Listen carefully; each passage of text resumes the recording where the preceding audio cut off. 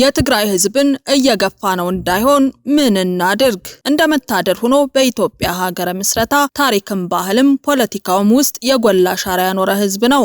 አብዛኛው ታሪካችን ከሰሜን ነው የመጣው እሱም ትግራይ ነው ቢባል ማጋነን አይሆንም። ክርስትናና እስልምናን የተቀበልነው በትግራይ በኩል ነው።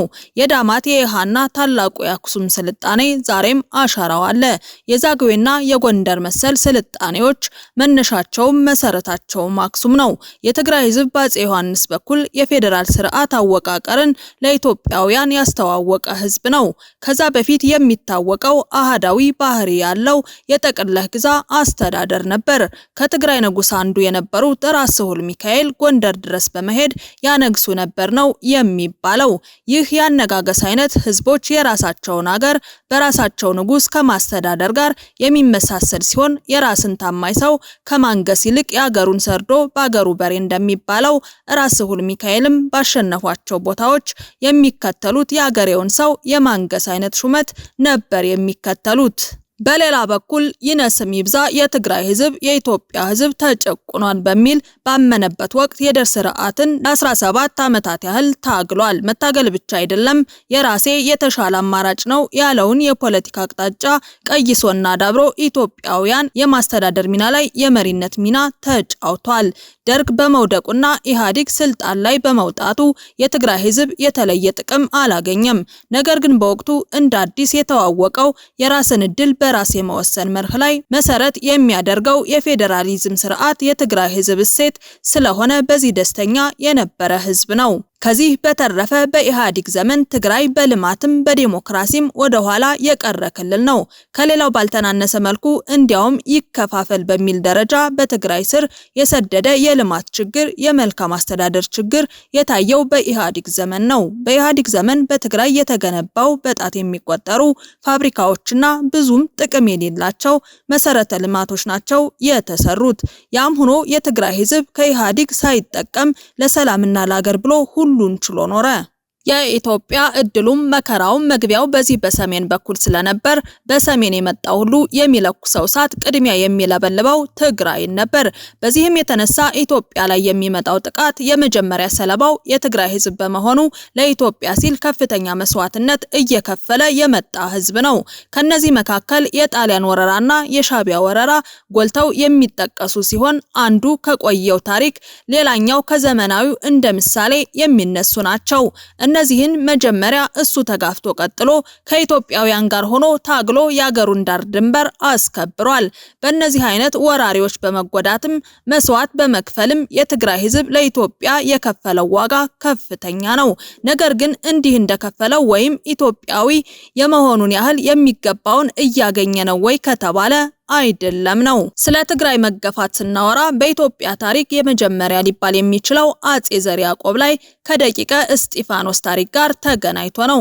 አፄ ዘርዓ ያዕቆብ ከሚኒሊክ በፊት የነበሩ የኢትዮጵያ መሰረት የጣሉ ንጉስ ናቸው።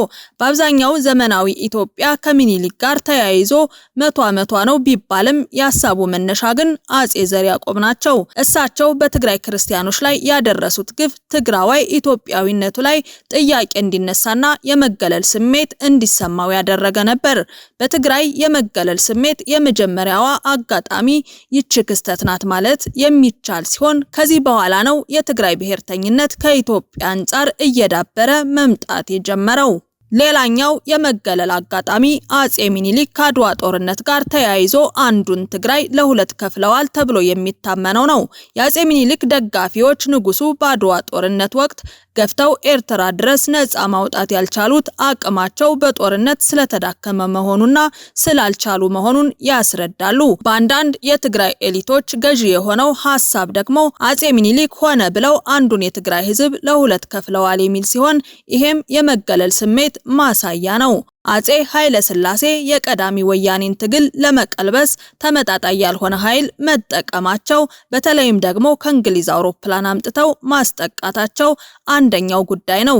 ንጉሱ በቀላሉ ይመለስ የነበረውን የወቅቱን የግብር በዛብኝ የአርሶ አደር ጥያቄ በአውሮፕላን ድብደባ ለማፈን መሞከራቸው በትግራይ ህዝብ ዘንድ ዛሬም ድረስ የፈጠረው የመገለል ስሜት ከፍተኛ ነው። ከዚያ በኋላ ያለው ታሪክ የደርግ ታሪክ ሲሆን የትግራይ ህዝብ ደርግ ለ17 ዓመታት ታግሏል። እዚህም ጋር በነበሩት ሂደቶች ደርግ ያደረገው ያጻፋ ምላሽ ለትግራይ ህዝብ የራስን እድል በራስ የመወሰን ጥያቄን ከመገለል ስሜት ጋር አጣምሮ ሲፈጥር የኤርትራን ህዝብ ደግሞ ሀገር አደረገና አለፈ። በጣም የሚገርመውና ብዙ ሰው ትኩረት ያልሰጠው የትግራይ ህዝብ በኢሃዲግ ዘመንም መገፋቱ የቀጠለበት ታሪክ እንደነበረ ነው። ኢሃዲግ በወያኔ የበላይነት ነው የሚመራው እየተባለ በብዙዎች ዘንድ የትግራይ የበላይነት የሚቀነቀንበት ቢሆንም ይህ ግን ስህተት ነው። የትግራይ ህዝብ ከሌሎቹ ጊዜያት ባልተለየ መልኩ በኢሃዲግ ዘመንም በኢትዮጵያ ከስሜት ባለፈ በተጨባጭ የተገለለበት ወቅት ነበር። በእርግጥ ለዚህ ዋነኛ ተጠያቂው በህወሓት ጥላ ስር የተጠለሉ የራሱ አንዳንድ ልጆች ናቸው። ታሪክ ማስተማሪያ ነው። ከስተቱ መጥፎ ከሆነ እንተወዋለን፣ ከታሪኩ ጥሩን እንማራለን። በዚህ መሰረት ብልጽግናም ጋር እንዲህ አይነት ስህተት እንዳይደገም እንማማራለን። በእርግጥ የትግራይ ህዝብ በባለፈው ጦርነት ላይ የታየው አሰቃቂ እርምጃ የመገለል ስሜት እንዲያዳብር ማድረጉን አለሳልሶ ማለፍ ተገቢ አይሆንም። እዚህ ላይ ያለው ዋነኛ ችግር ህግ ማስከበር ተብሎ ሻዕቢያ እንዲገባና መግደል፣ መድፈር፣ ዘረፋና ውድመት እንዲፈጽም መደረጉ በእርግጥ ኢትዮጵያ ሀገራችን ናት ወይ ብሎ እንዲጠይቅ አድርጎታል። አሁን ላይ ከፊሉን ችግር ለህወሓት እየሰጠ የሚገኝ ቢሆንም የትግራይ ህዝብ በፌደራል መንግስቱ አላስፈላጊ እርምጃ የፈጠረው የመገለል ስሜት ግን ቀላል አይደለም። እዚህም ላይ በህወሓት ጥላ ስር የተጠለሉ የራሱ ልጆች የራሳቸው አስተዋጽኦ መኖሩ የሚካድ አይደለም። ትግራዋይ ከውጭ ብቻ ሳይሆን ከውስጥም በኩል እንደሚጎዳ በተለይ በጣም ጉዳት የሚያደርሱት የራሱ ልጆች መሆናቸውንና እነዚህም ደግሞ በህወሓት ጥላ ስር እንደሚገኙ ያምናል። ሁሉንም በደሎችና ግፎች ወደ ውጭ ብቻ የሚወረውር ህዝብ አይደለም። የራሱንም ድክመትና ችግሮች የሚመረምር የሰለጠነ ህዝብ ነው። እንዲህም ሆኖ ከውጭ በኩል ያለውም ከፍተኛ በደልና ግፍ እንዲታረም እንጂ በቸልታ እንዲታለፍ አይፈልግም። ያም ሆኖ እስካሁን የተፈጠሩት ችግሮች የፈጠሩት የመገለል ስሜት መስተካከል የሚችሉ ቢሆንም አሁን ያለው የብልጽግና መንግስት ማስተካከል ያለበት ጉዳዮች አሉ። አሁን ላይ የትግራይ ህዝብ ላይ የመገለል ስሜት እየፈጠሩ ያሉ ጉዳዮች ከታሪካዊ ይልቅ ፖለቲካዊ እና ኢኮኖሚያዊ ጉዳዮች ናቸው። እንዲህ መሆናቸው ደግሞ ለመንግስትም ችግሮቹን ውጤታማ በሆነ መንገድ ለማስተካከል ቀላል ያደርገዋል። ምክንያቱም ታሪክ መለወጥ አይቻልም። የሚቻለው እንዳለ መቀበልና ከስህተቱ መማር ብቻ ነው። ፖለቲካዊና ኢኮኖሚያዊ ችግሮችን ግን በቀላሉ በፖሊሲና ስትራቴጂ እንዲሁም በጥረት ተግባራዊ በማድረግ ማስተካከል ይቻላል። ስለዚህ የትግራይ ህዝብ የመገለል ስሜት ምክንያቶችን አሁን ላይ ለማስተካከል ቀላል ናቸው። ከነዚህ መካከል ጥቂቶቹን ለማንሳት ያህል ዋነኛው ጉዳይ ፖለቲካዊ ነው። የትግራይ ህዝብ ሰላም ወዳድ ህዝብ ነው። ሰላም የማይፈልግ የህብረተሰብ ክፍል የለም ማለት ቢቻልም የትግራይ ህዝብ ግን ለረጅም ጊዜ ጦርነትና ግጭት የሰለቸው ብቻ ሳይሆን ያንገሸገሸው ህዝብ ስለሆነ ሰላምን የሚፈልጋት እንደሌላው ማህበረሰብ ብቻ አይደለም። እንደ ወርቅ ቆፍሮም ቢሆን በጥረትና በትልቅ ዋጋ ነው ሰላምን የሚፈልጋት። ለዚህ ደግሞ የፌደራል መንግስት ድጋፍ ሊያደርግለት ይገባል። በአካባቢው ያሉ የግጭት መነሻዎችን መፍታት፣ በተለይ ህገ መንግስታዊ የሆኑ የትግራይ ግዛት ጉዳዮችን ህገ መንግስቱ በሚለው መሰረት መፍታት ለዚህ ትልቅ አስተዋጽኦ አለው። የትግራይ ህዝብ ከፌደራል መንግስቱ ጋር ያለው የሻከረ የሚመስለውን ግንኙነት ለማስተካከል እንዲያመች በፌደራል ደረጃ ትግራይ ተወካይ እንዲኖራት ማድረግ፣ በህዝብ ተወካዮች የሚከራከርለት እንዲኖረው በማድረግ ግንኙነቱን ሰላማዊ ማድረግ ይቻላል።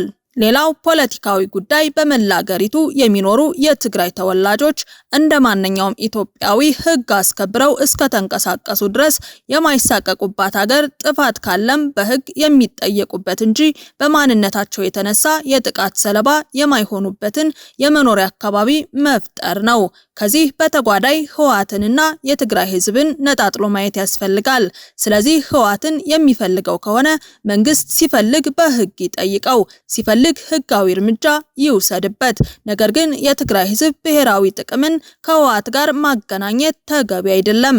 በመርህ ደረጃ ፓርቲና ህዝብ አንድ አይደሉም። ስለዚህ ከዚህም ከዛም በኩል ያሉ ፖለቲከኞች የትግራይን ህዝብና ህወሓትን አንድ ሊያደርጉ አይችሉም። ህወሓትም በትግራይ ህዝብ ስም መነገድ እንደማይችሉ ሁሉ ፌደራል መንግስቱም በህወሓት ስም የትግራይን ህዝብ ጥቅም ሊጎዳ አይችልም። ስለዚህ በዚህ በኩል የነበረውን ችግር ማስተካከል የትግራይ ህዝብ የፈጠረውን የመገለል ስሜት ያሻሽላል። ይህ ትግራይ ያዳበረችውን የመገለል ስሜት ከፖለቲካ አንጻር ሊፈታ የሚችል ነው።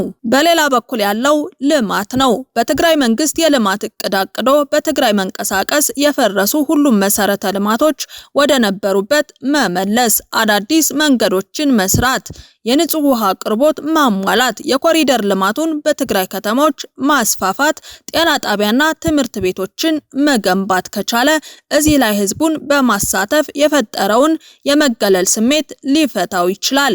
ከዚህ በተጨማሪ ዋናው ጉዳይ የበጀት ጉዳይ፣ የክልሉን በጀት መልቀቅ፣ የመንግስት ሰራተኞች የሰሩበትን ደሞዝ የሚያገኙበትን መንግስታዊ አሰራር ተግባራዊ ማድረግና እነዚህን የመሳሰሉ ፖለቲካዊና የኢኮኖሚያዊ ማሻሻያዎችን በማድረግ የትግራይ ህዝብ የሚሰማውን የመገለል ስሜት ማስተካከል ይቻላል። ስለዚህ ይህን የኢትዮጵያ መሰረት የሆነ ህዝብ እየገፋ ነው ከሄድን ለመላ ሀገሪቱ ሰላምና ህልውና አደጋ የሚሆኑ ምክንያቶችን እየፈጠርን እንደሆነ ማሰብ አለብን።